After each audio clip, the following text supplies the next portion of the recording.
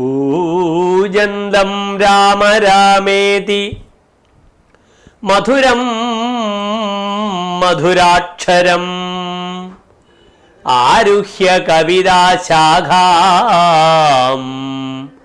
വന്ദേ വാത്മീകികോകിലം. നമസ്തേ. കവിതയാകുന്ന മഹാവൃക്ഷത്തിൻ്റെ ശാഖയിലിരുന്ന് രാമരാമ എന്ന് മനോഹരമായി കൂജനം ചെയ്യുന്ന വാത്മീകിയാകുന്ന കോകിലത്തെ ധ്യാനിച്ചുകൊണ്ട് ഞങ്ങൾ ആരംഭിക്കുന്നു. പ്രിയമുള്ള പ്രേക്ഷകരെ, 1791 കർക്കിടകം 1 2016 ജൂലൈ 16-ാം തീയതി ശനിയാഴ്ച രാമായണ മാസം ആരംഭിക്കുകയാണ്. സമൃദ്ധിയുടെ ചിങ്ങമാസത്തെ വരവേൽക്കുന്നതിന് മുമ്പുള്ള പട്ടിണിയുടെയും മഴയുടെയും വറുതിയുടെയും ക്ലേശങ്ങളുടെയും ദാരിദ്ര്യത്തിൻ്റെയും മാസമായ കർക്കിടക മാസം 30 ദിവസങ്ങളെ തരണം ചെയ്യുവാനാണ് നമ്മളുടെ പൂർവ്വസൂരികൾ പുണ്യ പാരായണങ്ങൾ നടത്തിയും ദേവാരാധന നടത്തിയും ഹോമാദി കർമ്മങ്ങൾ ചെയ്തും ആ ഒരു മാസത്തെ ക്ലേശങ്ങൾ തരണം ചെയ്യുവാൻ നമ്മളെ ഉപദേശിച്ചു തരുന്നത്. അതിലേറ്റവും പ്രാധാന്യമുള്ള ഒരു പാരായണമത്രേ രാമായണ പാരായണം. എല്ലാ പ്രിയപ്പെട്ട പ്രേക്ഷകർക്കും ഈ രാമായണത്തെ പറ്റിയുള്ള ഈ ചെറിയ സെഗ്മെന്റിലേക്ക് സ്വാഗതം. രാമായണം പോലെ ഭാരതീയ സംസ്കാരത്തെ ഇത്രയധികം സ്വാധീനിച്ച മറ്റൊരു കൃതിയില്ല തന്നെ. സംസ്കൃത സാഹിത്യത്തിൻ്റെ സുവർണകാലത്ത് മിക്കവാറും കവികൾ രാമകഥയെ അനുകരിച്ച് അനശ്വരങ്ങളായ ധാരാളം കൃതികൾ രചിച്ചിട്ടുണ്ട്. രാമകഥയ്ക്ക് ഭാരതീയ സാഹിത്യത്തിൽ എന്ന പോലെ ലോക സാഹിത്യത്തിലും പ്രാധാന്യം ലഭിക്കുകയുണ്ടായി. ആധുനിക ഭാഷാ സാഹിത്യത്തിൽ രാമകഥയുടെ വ്യാപകത അദ്വിതീയമാണ്. രാമായണത്തിൽ പരാമർശിക്കുന്ന നിരവധി പേരുകൾ വൈദിക സാഹിത്യത്തിലും കാണപ്പെടുന്നു. ഇക്കാര്യം രാമചരിതമെന്ന ശ്രേഷ്ഠ പഠന ഗ്രന്ഥത്തിൽ കാമിൽ ബുൾഗെ എന്ന പ്രശസ്ത ബൽജിയം പണ്ഡിത ശ്രേഷ്ഠൻ പ്രത്യേകം പരാമർശിച്ചിട്ടുണ്ട്. യാവസ്ഥാസ്യന്തി ഗിരയ സരിതശ്ച മഹീതലേ താവത് രാമായണ കഥ ലോകേഷു പ്രചരിഷ്യതി. ഈ ലോകത്തിൽ മലകളും നദികളും ഉള്ളിടത്തോളം കാലം രാമായണം പ്രപഞ്ചത്തിൽ പ്രചരിച്ചു കൊണ്ടേയിരിക്കും എന്നാണ് മേൽപ്പറഞ്ഞ ശ്ലോകത്തിൻ്റെ സാരം. രാമായണ കഥയുടെ സാരാംശം സാധാരണ ജനങ്ങൾക്ക് ഉണർവ് നൽകുന്ന ആദർശങ്ങളുടെ മംഗളകരമായ സ്വാധീനത്തെ സൂചിപ്പിക്കുന്നു. അതുകൊണ്ട് തന്നെ ആദർശ ജീവിതത്തിൻ്റെ കണ്ണാടിയായി രാമചരിതം മാറുന്നു.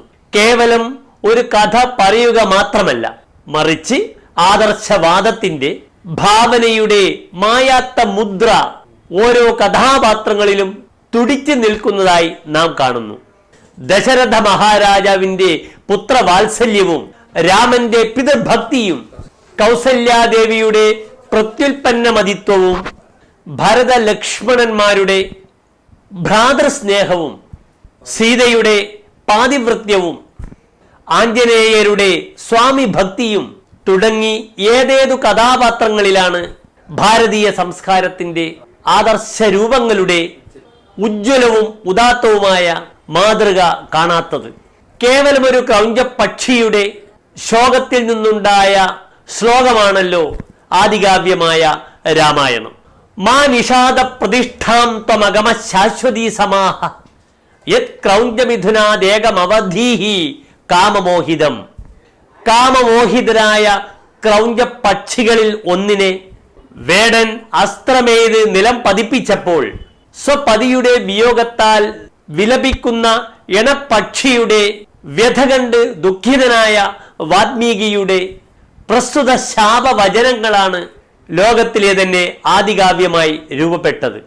തത്സമയം അവിടെ പ്രത്യക്ഷപ്പെടുന്ന നാരദ മഹർഷി കാവ്യം സൃഷ്ടിക്കപ്പെട്ടതായി പ്രഖ്യാപിക്കുകയും തുടർന്ന് കാവ്യരചന തുടരാൻ മഹർഷിയെ ഉപദേശിക്കുകയും ചെയ്യുന്നു. വികാരവിവശനായ വാൽമീകി ആരെക്കുറിച്ച് എഴുതണമെന്ന് നാരദ മഹർഷിയോട് ചോദിക്കുന്നു. കോന്വസ്മിൻ സാമ്പ്രതം ലോകെ ഗുണവാൻ കശ്ച വീര്യവാൻ മഹർഷേ ത്വം സമർത്ഥോസി ജ്ഞാതുമേവം വിധം നരം. ഹേ മഹർഷേ, ലോകത്തിൽ ഗുണവാനും വീര്യനുമായിട്ടുള്ളവൻ ആരാണുള്ളത്? ഇത്തരമൊരാളെ അറിയുന്നതിന് അങ്ങ് സമർത്ഥനാണല്ലോ എന്ന ചോദ്യത്തിന് നിസ്സംശയം നാരദ മഹർഷിയുടെ മറുപടി ഇപ്രകാരമായിരുന്നു. മുനേ വക്ഷ്യാമ്യഹം ബുദ്ധ്വാ തേര്യുക്ത ശ്രൂയതാം നരഹ ഇക്ഷ്വാകുവംശപ്രഭവോ രാമോ നാമ ജനൈശ്രുത. എൻ്റെ ബുദ്ധി കൊണ്ട് ഞാൻ പറയട്ടെ, അല്ലയോ മുനിശ്രേഷ്ഠ, ഇക്ഷ്വാകു വംശത്തിൽ പിറന്നവനും രാമൻ എന്ന പേരിൽ ജനശ്രുതി ഉള്ളവനുമായ രാമനെ തന്നെ അങ്ങ് ആശ്രയിച്ചാലും. നാരദോപദേശം മാനിച്ച് വാൽമീകി രാമായണ രചനയിലൂടെ ലോകത്തിന് നരന്റെ, മനുഷ്യന്റെ ജ്ഞാനത്തെ ദാനം ചെയ്യുന്നു. വാൽമീകിയുടെ 24,000 അനുഷ്ടുപ് ശ്ലോകങ്ങളിലൂടെ ഒരു യഥാർത്ഥ മനുഷ്യൻ ആരായിരിക്കണമെന്ന് രാമായണം നമുക്ക് ഉത്തരം തരുന്നു. രാമായണത്തിലെ ഏറ്റവും ശ്രദ്ധേയമായ പദ്യമെന്ന് പരികീർത്തിക്കപ്പെടുന്നത് രാമം ദശരഥം വിദ്ധി മാം വിദ്ധി ജനകാത്മജാം അയോധ്യാമടവീം വിദ്ധി ഗച്ഛതാത യഥാസുഖം എന്ന ശ്ലോകമാണ്. വനവാസത്തിന് പുറപ്പെടുന്നതിന് മുമ്പ് സ്വമാതാവായ സുമിത്രയുടെ അടുത്ത് യാത്ര ചോദിക്കാൻ വരുന്ന ലക്ഷ്മണകുമാരനോട് ഉപദേശം നൽകുന്ന പ്രസ്തുത ശ്ലോകം ഏറെ പ്രസിദ്ധമാണല്ലോ. ആധുനിക കാലത്ത് മനുഷ്യബന്ധങ്ങൾക്ക് മൂല്യച്യുതി സംഭവിക്കുന്ന ഇക്കാലത്ത് ക്രൂരവും വികലവുമായ പശ്ചാത്തലത്തിൽ മാനുഷിക ബന്ധങ്ങളുടെ വിശുദ്ധിയെ പറ്റിയുള്ള ഒരമ്മയുടെ മകനായുള്ള ഉപദേശം എത്രമാത്രം ശ്രദ്ധേയവും പ്രസക്തവുമാണിന്ന്. അതുപോലെ തന്നെ ലക്ഷ്മണോപദേശത്തിൽ രാമൻ നിർവഹിക്കുന്നതും ശ്ലാഘിക്കപ്പെടേണ്ടതും ഹൃദ്യസ്ഥമാക്കപ്പെടേണ്ടതുമാണ്. ഗുരുഭക്തി, ഈശ്വരചിന്ത, പുത്രവാത്സല്യം, സഹോദര സ്നേഹം, പത്നീധർമ്മം, ദീനാനുകമ്പ തുടങ്ങി സമൂഹത്തിന്റെ ആരോഗ്യകരമായ വളർച്ചയ്ക്കും നിത്യതയ്ക്കും ഒഴിച്ചുകൂടാത്ത ഒരുപാട് ധാർമ്മിക മൂല്യങ്ങൾ രാമായണ പാരായണത്തിലൂടെ അനുവാചകന് ലഭിക്കുന്നു. കൂടാതെ കൗസല്യാസ്തുതി, അഹല്യാസ്തുതി, അഗസ്ത്യസ്തുതി, ജടായുസ്തുതി, ആദിത്യസ്തുതി, ആദിത്യഹൃദയം, ദേവേന്ദ്രസ്തുതി തുടങ്ങിയ സ്തുതികൾ എക്കാലവും പ്രസിദ്ധമാണ് താൻ. രാവണവധാനന്തരം സ്വർഗസമാനമായ ലങ്കാലക്ഷ്മിയെ വിഭീഷണന് കൈമാറിക്കൊണ്ട് അയോധ്യയിലേക്ക് സഹോദരൻ ലക്ഷ്മണനോടുകൂടി ശ്രീരാമൻ തിരിക്കുന്നു. നിരവധി പടയാളികളെയും ബന്ധുജനങ്ങളെയും കൊന്നൊടുക്കി അതിസാഹസികമായി കീഴ്പ്പെടുത്തിയ ലങ്ക വിഭീഷണന് തിരിച്ചു നൽകുന്നതിന് ലക്ഷ്മണനുണ്ടായ അപ്രിയത്തിന് ശ്രീരാമദേവന്റെ മറുപടി ഇന്നും എന്നും ലോകം മുഴുവൻ ഉറക്കെ ശ്രദ്ധിക്കേണ്ട ആപ്തവാക്യമാണ്. അഭിസ്വർണമയീ ലങ്ക നമേ ലക്ഷ്മണ രോചതേ ജനനി ജന്മഭൂമിശ്ച സ്വർഗാദപി ഗരീയസി. ഈ സ്വർണമയമായ ലങ്കയേക്കാൾ ഞാൻ ജന്മഭൂമിയെയും മാതാവിനെയും സ്വർഗത്തെക്കാൾ ഉപരി വലുതായി കാണുന്നു. ഇതുതന്നെയാണ് ശ്രീരാമദേവന്റെ മഹത്വവും കാലിക പ്രാധാന്യവും പ്രസക്തിയും. എന്താണ് രാമതത്വം എന്ന ചോദ്യത്തിന് രാമായണാദി ഗ്രന്ഥങ്ങൾ ഗൃഹസ്ഥാശ്രമത്തിന്റെ എല്ലാ തലങ്ങളെയും സ്പർശിക്കുകയും വർണ്ണിക്കുകയും ചെയ്യുന്നു എന്നതാണ് ഉത്തരം. മനനശീലത്തിനും മനഃശാന്തിക്കും എല്ലാ ഉപദേശങ്ങളും രാമായണത്തിലുണ്ട്.